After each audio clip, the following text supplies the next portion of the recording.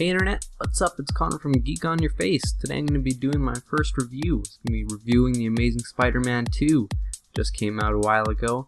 And yeah, so let's just get started with the controls. Now, because it's a superhero game, I'm guessing that a lot of people don't have high hopes for the controls, and they really shouldn't, because it definitely falls under the curse that most superhero games fall under, and that it does give off the impression that it was rushed, and the controls suffer because of that.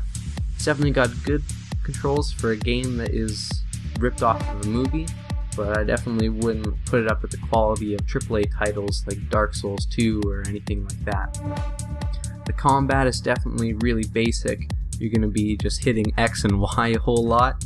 There's not really a lot to it. You're going to throw in the occasional RB and double tap Y. Definitely gets a lot of inspiration from the Arkham series that Batman is involved with. As you can see, there was a big similarity between his detective vision and Spider-Man's spider sense that you just saw. It basically functioned the exact same way, allowing you to see things in the vicinity, and enemies are outlined, all that fun stuff. It does really lend itself to really cool combat flows though, and the game does have that going for it because it can say that he is Spider-Man, so it makes sense that he's flipping around everywhere. Still, it is a little bit janky sometimes. The side missions in the game are fun, and they make you feel like you're a hero roaming the city, such as going into a burning building like this and rescuing the people trapped inside. This is when the spider sense really actually looks cool, because you can see around and everywhere in the building, you can see the doors you can go into and everything. And there are little gems hidden throughout the game, such as finding Stan Lee in the burning building, which of course he voiced. So it's always fun to have him pop up in the Marvel Universe. We always appreciate it. We love you, Stan. But yeah, it definitely has fun moments where you can tell that the game isn't taking itself too seriously, such as when Stan here alludes that he knows Spider-Man's real name and pokes fun at Jonah Jameson. But unfortunately, once again, the voice actors for everybody else except the amazing Stan Lee, not so awesome. It definitely feels like a rushed concept. The boss fights are pretty run-of-the-mill standard boss fight formula where you find the boss's pattern and you exploit it. They're easily recognizable, and even though this is the first fight and it shows you everything you're supposed to do, you really didn't even need to, because Shocker's moves are telegraphed really easily. It's definitely something that a child could pick up on quite fast. And there's of course the standard shift in his patterns when you get him down to a certain HP, will go up into different levels, all that fun stuff that you see.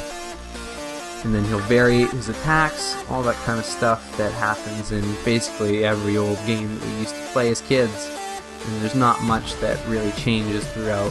Most bosses are like this, and you're not going to find yourself having trouble really with any of the fights. This is on superhero difficulty, and you can see I only got hit once in this boss fight, superhero being this game's version of hard mode. The game does have ample amount of information within the universe that you can collect, such as audio logs or actually questioning thugs and the bosses that you defeat. And it gives you a lot of backstory into how the villains are created and the paths that they take afterwards. It's definitely cool to really immerse yourself in the world of Spider-Man, which this game does a good job of doing.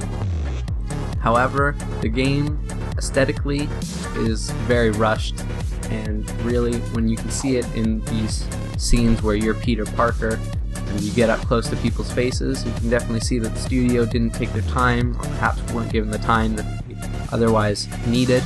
You can see the jagged edges and the pixelation. It all gives off a very rushed feel, and it definitely takes away from the immersiveness of the game. So those are the pros and cons. I would definitely say if you like Spider-Man, you should probably wait a little bit and buy this game on the cheap used. If you don't like Spider-Man, you probably shouldn't get it at all. It's a $40 game brand new at best. So yeah guys, that's my review.